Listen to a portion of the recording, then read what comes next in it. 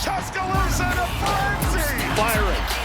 Touchdown, Alabama. SEC champions, Alabama, Crimson Tide. We talked about Alabama. Step back three. Money. And the Alabama Crimson Tide will roll into the Final Four. Roll Tide. Roll Tide and welcome to TideTV This Week. I'm Roger Hoover, joined by Mary Reagan Bolig. And Mary Reagan, it is great to have you back this week, co-hosting TideTV. Roll Tide. Roll Tide, Roger. I'm so excited to be back. And also, the one thing I love about this city, even though college football, we had a bye week, there's still so much going on here in Tuscaloosa. Yeah, and this weekend will be even bigger here in Tuscaloosa because ESPN College Game Day will be here. Also, the 45th President of the United States, Donald Trump, will be in attendance, and all eyes will be on Saban Field at Bryant-Denny Stadium on Saturday at 6:30. I know, it's going to be an incredible atmosphere here in Tuscaloosa, and the Tide is coming off a big 42-10 win over Wisconsin. After that impressive win over the Badgers, the fourth-ranked Crimson Tide had the weekend off, the first of 2 bye weeks on the season. Last week, the Tide held just 2 practices on Thursday and Friday. Then the Tide returned to their normal practice schedule on Monday. For Coach DeBoer, he said the bye week came at a great time as the Tide prepared for their biggest test of the season to date. Bye week, you get a chance to get some guys healthy, and so that was good. Even maybe not guys that you're noticing maybe being out. It's just guys that got dings and going through practice and just doing everything they can and end up on the field. It was good from that aspect to get a few days for getting healthier there.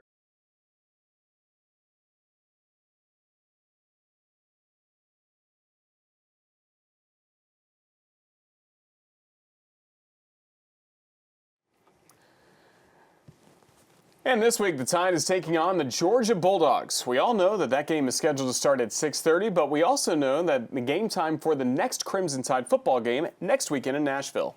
Alabama will travel to Nashville next Saturday to take on the Vanderbilt Commodores. Kickoff is scheduled for 3:15, and the game will be broadcasted on SEC Network.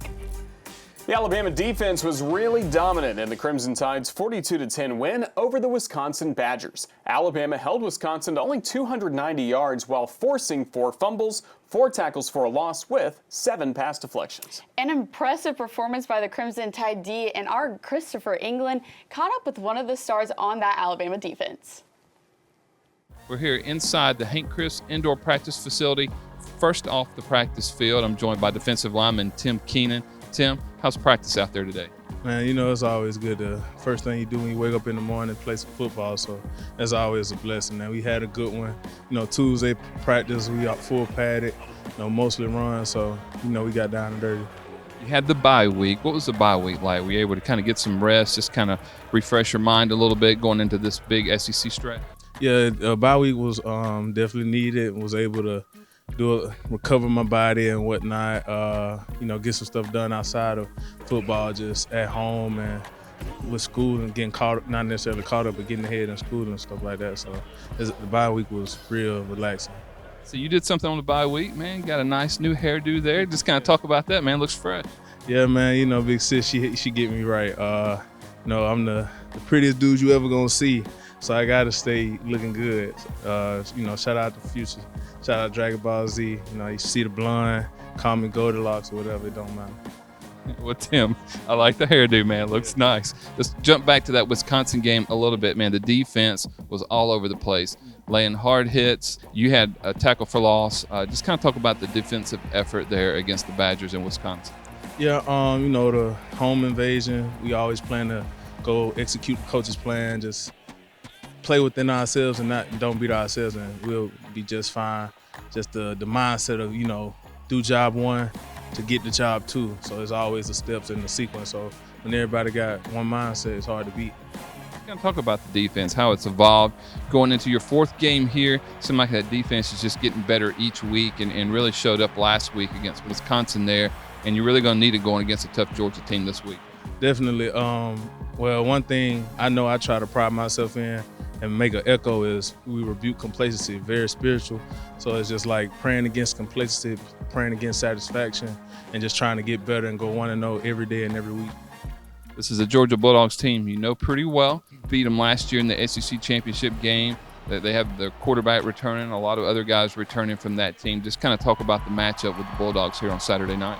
Well, yeah, you know they're a good team, good SEC ball. We've seen them in the championship last year, so we know we're going to have to come to play. Ain't nothing easy, especially in the SEC. And it's going to be one to remember for the books. All right, so let's talk about that atmosphere. It's going to be a big-time game. All eyes in the sports world are going to be on Tuscaloosa on Saturday night with Georgia coming in and a lot of other things going on. Just kind of talk about that atmosphere, how the fans can really affect it. But just for you, how fun is that to be able to play in an atmosphere like that in Bryant-Denny? Well, you know, when the camera's always rolling, I love a camera, you know, call me Showtime if you want to. But I feel like in those moments, that's when you made, you feel, when the pressure's on, see what you made of, see how you prepared, see, you know, what you've been doing to get your result and your outcome. So the fans is always, you know, a good time when you get to roll up to the game and it's packed out. Look like a Coachella concert or something like that. But at the end of the day, it's still football. The main goal is to, you know, go get that W, go do what we got to do, handle business, and then we can enjoy the rest later. Good luck on Saturday night, Tim, and look forward to talking to you in the future. And Roll Tide. Roll Tide. For Tim Keenan, I'm Christopher England, and that's it for First Off the Field. Tide TV This Week is presented by the University of Alabama, where legends are made. Ford, visit your local Ford dealer, proud sponsor of the Crimson Tide. Championship teams have something special. They have that it factor. It would be tough. We would be explosive. The game was meant to be played one way still, and that's to be physical. A brotherhood that is so tight that anything that comes our way will not break us. Winning SEC championships, winning national championships. That's the expectation. In the history of the program, it's second to none. There are 100,000 people on hand. This place is rocking right now in Bryant-Denny. And the Crimson Tide of Alabama.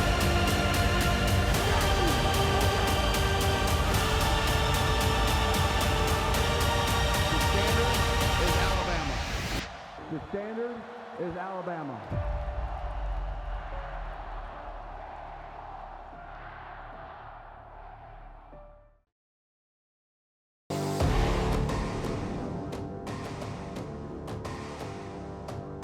Welcome back to Tide TV This Week. It is the game of the year so far this early in the college football season. Alabama taking on Georgia Saturday night at Bryant-Denny Stadium. For a preview of this weekend's matchup between the Tide and the Bulldogs, our Christopher England joins us once again. Tuscaloosa will be the epicenter of the sports world on Saturday night as the fourth-ranked Crimson Tide welcome the undefeated Georgia Bulldogs to Saban Field at Bryant-Denny Stadium.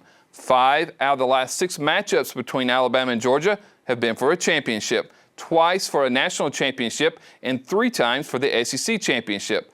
Saturday's game won't be for a championship, but it will send a message to the rest of the college football world for whoever comes out on top. There have been some big moments in recent history between the Crimson Tide and Bulldogs. Alabama and Georgia have played 9 times since 2008, and the Crimson Tide have dominated the Bulldogs in that span, winning 8 of those 9 matchups, including 4 SEC championship titles and 1 national championship. And who can forget that national championship win in overtime in 2018? It came on 2nd and 26 as Tua Tagovailoa connected with Devontae Smith for the game winner and Alabama's 17th national championship. The last time these two teams faced one another was last season in the SEC championship. Alabama snapped Georgia's 29-game win streak and knocked the number 1 ranked Bulldogs out of the playoffs as the Tide rolled to an SEC record 30th SEC championship with a 27-24 win. Alabama head coach Kalen DeBoer has never faced the Georgia Bulldogs. Coach DeBoer is 12-2 though all-time against AP top 25 teams. Georgia head coach Kirby Smart is 1-5 against the Crimson Tide. but this will be the first time Smart will face Alabama without Nick Saban being the Tide's head coach. Alabama may have snapped Georgia's 29-game win streak last season in the SEC Championship, but the Bulldogs still have an impressive streak going as they have won 42 consecutive regular season games. The last time the two squared off in the regular season was back in 2020 in Tuscaloosa as Alabama defeated Georgia 41-24. This season, Georgia enters the matchup 3-0. The Bulldogs were ranked number 1 all season until a close call last week against the Kentucky Wildcats. The Wildcats led 9-6 late in the third quarter, but a fourth quarter touchdown run from Branson Robinson put the Bulldogs ahead for good as they squeaked out a 13-12 win on the road in Lexington. Georgia lost some key members from last year's offense in tight end Brock Bowers and wideout Ladd McConkey, but one of the top picks in next year's NFL draft returns and redshirt senior quarterback Carson Beck.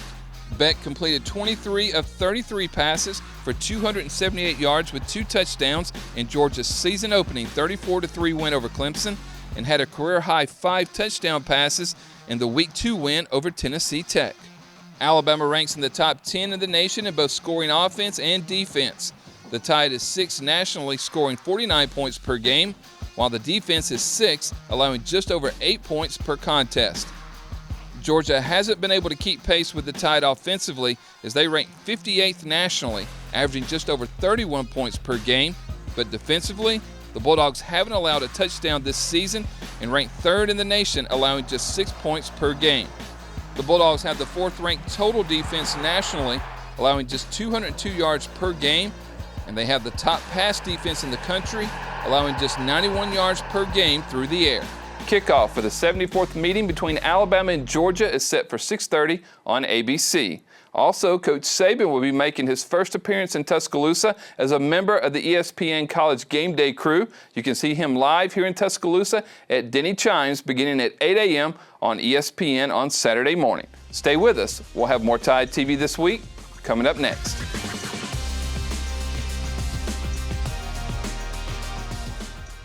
Tide TV This Week is presented by Ford. Visit your local Ford dealer. Proud sponsor of the Crimson Tide, the University of Alabama, where legends are made. And the Crimson Tide of Alabama.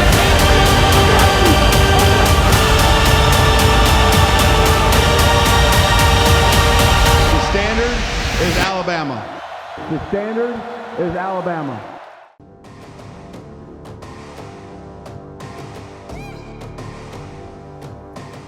Welcome back to Tide TV This Week. It's football season, but Roger, basketball season is just a few weeks away. I'm excited. The Alabama men's basketball team will have a Final Four banner reveal on October 11th, and the Tide's first game will take place on October 18th against Wake Forest in Birmingham.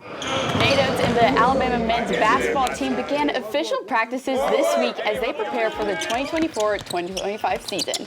The Tide held their first official fall practice on Monday. Alabama will have about 4 weeks of practice before that first game in Birmingham. It will be a charity exhibition against Wake Forest for the 2nd year in a row. The Tide defeated the Demon Deacons last season 88-80. It's our first week of practice. I do think having as many veteran guys as we've got, we've got to do a smart job of getting our teaching in without wearing them out and wearing them down. So we're talking about different days being more teaching, install, situational type basketball days. I like where we're at. It's nice to have 6 guys that have, in their 5th year of college basketball, 6 guys have scored 1,000 points in their career. It's helpful to have leadership, experience. It's been great. And, I think it's going to help us in the long run. Then we got some young talent that's playing great. The matchup with Wake Forest will be one of 2 charity exhibitions for the Tide. The other will be against Memphis on October 28th in Huntsville. Second-ranked Alabama's first official game of the season will take place on November 4th against UNC Asheville here in Tuscaloosa. Let's take a look at some of the action from the Tide's first official practice of the fall from this past Monday. Day 1.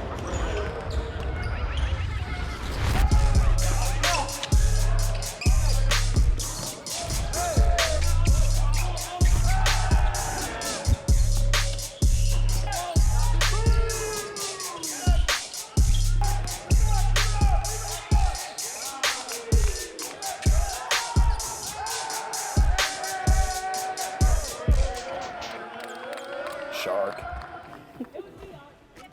The Alabama women's basketball team also held their first official practice of fall on Monday. Christy Curry and the Tide have about a month of practice before they tip off the season. That first game for the women will be against Columbus State in Coleman Coliseum on October 30th. Alabama returns 4 of their 5 starters from last season and welcomes 6 newcomers to this year's squad. The off season's been phenomenal. Had a really busy summer with summer 1 and summer 2, and a busy fall. 4 hours a week with basketball and 4 with strength and conditioning. So it's kind of like you dip your toe in the water, but you're not able to fully get in. And now we're just so excited official practice is here, so we can just jump all in and continue to get to work and be able to add more things. It's just that time of year we're really excited.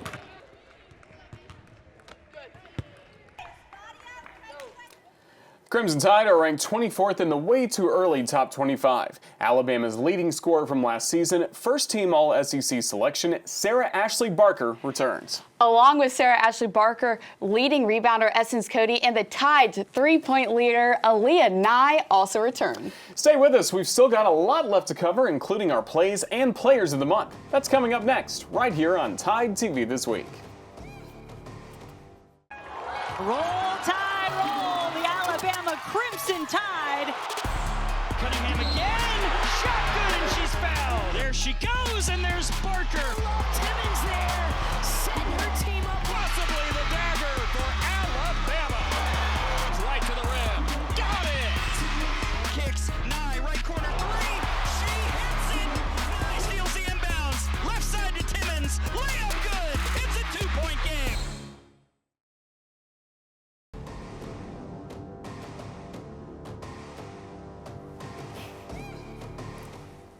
Welcome back, everyone. I'm Roger Hoover. She's Mary Reagan Bolig, and this is Tide TV This Week. And Mary Reagan, the Alabama soccer team, has had a really exciting start to the season. Entering this week, Alabama's record: 7 wins, 2 losses with 2 ties.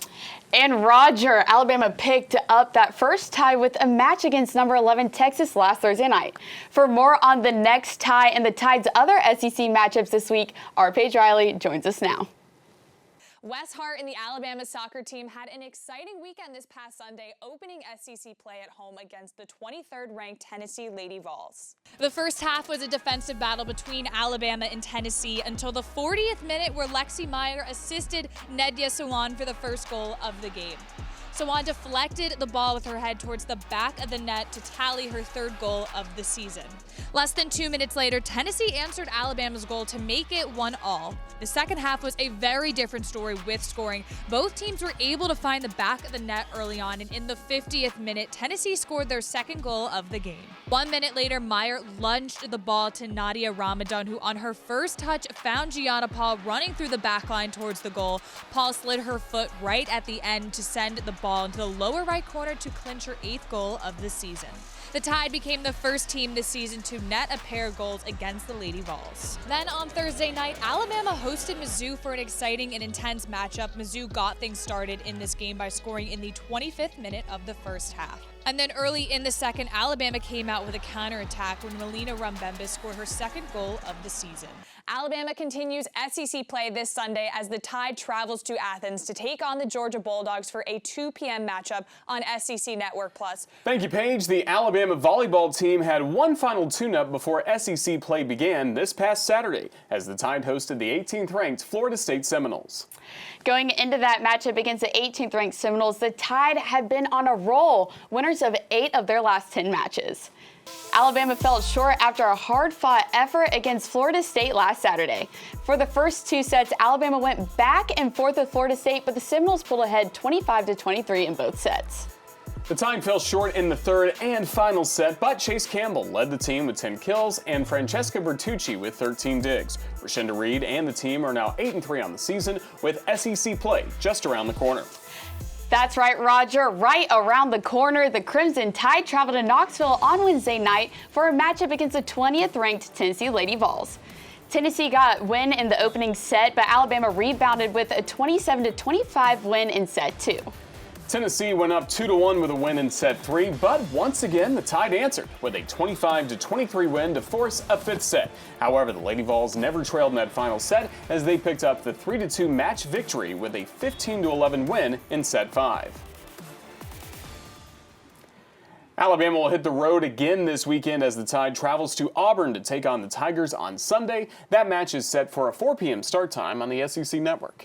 After their first place finish in Huntsville, the Alabama men's cross-country team returned to action in Danville, Alabama this past Saturday. The 9th-ranked Alabama men's cross-country 5-man team rolled to a third-place team finish after the Firehawk Invitational. The team's performance was highlighted by a pair of top 5 individual finishes from freshmen Evan Trapp and Dylan Wood. Trapp finished second, while Wood finished fourth. After their big win at the Folds of Honor Collegiate, the 7th-ranked Alabama men's golf team finished 12th overall at the Fighting Illini Invitational. Jonathan Grizz led the Crimson Tide with an 18th place finish as he finished the tournament with a score of even par. Also in action this week was the Alabama women's golf team. Fresh off their team title at the UAB Invitational in Hoover, it was Mick Potter's squad finishing 13th at the Mason Rudolph Championship in Franklin, Tennessee. Madison Frick led the way for the Tide as she finished 27th overall with a 54-score hole of 2 under par. The Alabama men's and women's tennis teams are competing at the ITA All-American Championships. We'll have a recap of that for you next week. And you know, we've already had a lot of great plays in this first month of the fall season. So when we come back, we're going to have our plays of the month for September as well as our players of the week. That's coming up next right here on Tide TV This Week.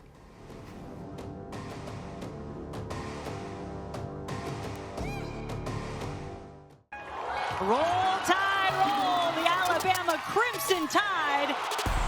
Cunningham again. Shot good and she's fouled. There she goes and there's Barker. Timmons there. Set her team up. Possibly the dagger for Alabama. Right to the rim. Got it. Kicks. Nye, right corner three. She hits it. Nye steals the inbounds. Left side to Timmons. Layup good. It's a 2-point game.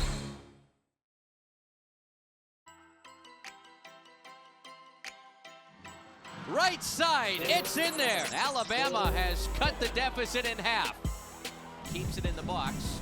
Now a header bounces in, and the Crimson Tide have equalized. Play action, they'll look, they'll fire, and that's going to be picked off. Intercept to Keon Sam. Steps, looks, fires, picked off again. Sam again. Moore gets that shoulder right on the ball, clearly out. Haynes again. Haynes in a foot race. Haynes beyond midfield. Haynes 10-5 touchdown. Miller, as he goes past midfield, cuts back inside the 20, keeps his balance and seals it. Through now, Paul! Instant response! 2-2 Alabama, Paul's level. He's got a man wide open. Catch is made. Touchdown, Alabama.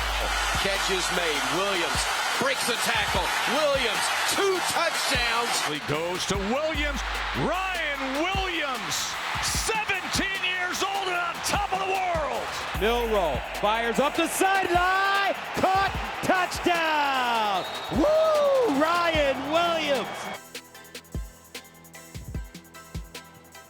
Those are our ATI plays of the month. Now let's take a look at our players of the week, brought to you by Legacy of Hope.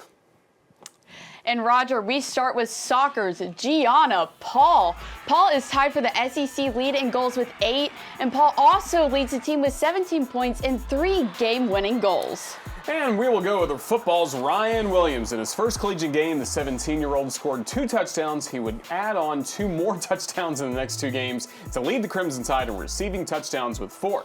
Williams also has a team-high 10 receptions, 285 yards, and is third in the SEC, averaging 95 receiving yards per game. They call him Hollywood for a reason, as he even leads the Crimson Tide and the SEC by averaging 28.5 yards per catch. So congratulations to all of our players of the month, brought to you by Legacy of Hope. That was fun, Roger. Some great plays for our first month in fall action and a great couple of performances from Gianna Paul and Ryan Williams. Looking forward to some more great performances coming up this weekend for the Tide showdown with the Georgia Bulldogs. We'll recap that game, plus take a look at what's ahead next week and much more on next week's show. We hope to see you back here next week for another episode of Tide TV This Week. Roll Tide, everyone. We'll see you next week. Roll Tide.